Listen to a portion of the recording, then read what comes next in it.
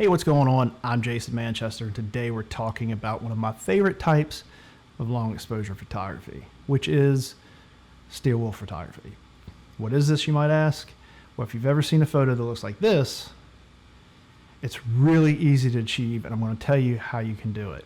But before we get started, make sure you hit the subscribe button if you haven't already, and click the notification bell so you can be notified of all future videos. All right, let's get started. So the things that you're going to need, there's 4 of them, all right?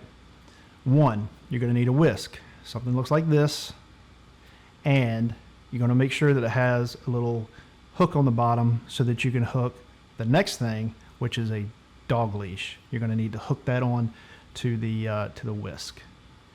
And then the third thing, you're going to need a pack of steel wool. Go to your local hardware store. Usually has like a number sign and like 4 zeros is really the best type of steel wool that you can get.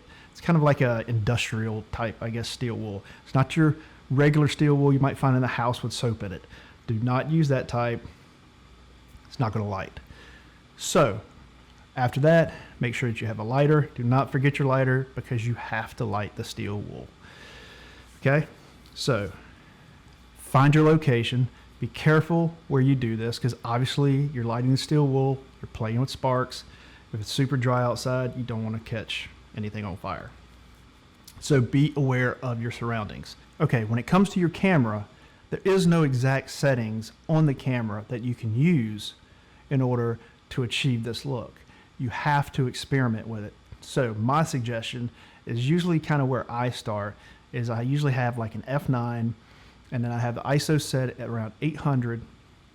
And then what I'll do is I'll play around with the shutter speed. So make sure that you use a 16 to 35, something that's wide, because you want to make sure that you capture the entire scene. Because when you're swinging the whisk around, it's either above your head, out in front of you.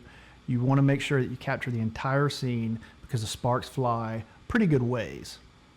Also, little caveat, make sure that you wear like a hat, a hoodie. Doesn't matter how hot it is. You want long sleeves on. It's going to help, believe me. You don't want sparks that could possibly bounce or something on your skin or whatever. So it normally doesn't happen, but just in case, I would take it. You never know. So back to the settings. Make sure that you take your time. Just go ahead and click a photo to see how it looks, and then you can start to dial it in from there. You might have to pick up a couple packs of steel wool. There's usually, I think, there may be enough to do 6. You shouldn't need 6 to dial in the look that you're looking for. But don't be afraid on the first one to just go ahead and spin it however you want to. Take the picture, see what it looks like, and then from there, you'll be able to dial it in. Just make sure that the shutter speed starts at around 3 or 4 seconds. That's my suggestion, so that when you're swinging the whisk around, it's connecting the sparks as they're coming out. This is not a perfect science, but once you do it a couple of times, you'll start to see where your settings are going to be in order to get the look that you want.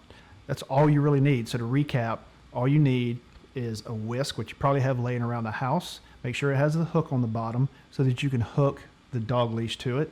And then make sure that you go get the proper steel wool, should say number sign and then 4 zeros. And then make sure that you have a lighter. Don't forget the lighter, because if you can't light the steel wool, you've got no photo. Make sure your camera settings are right. Make sure you have a sturdy tripod. Go out, take some banging pictures, and go to Instagram. My handle is @JasonManchester. Tag me in any of your photos because I'd like to see what you guys produce. So with that being said, that's it. If you like this video, please hit like, subscribe if you haven't already, and I'll see you in the next video.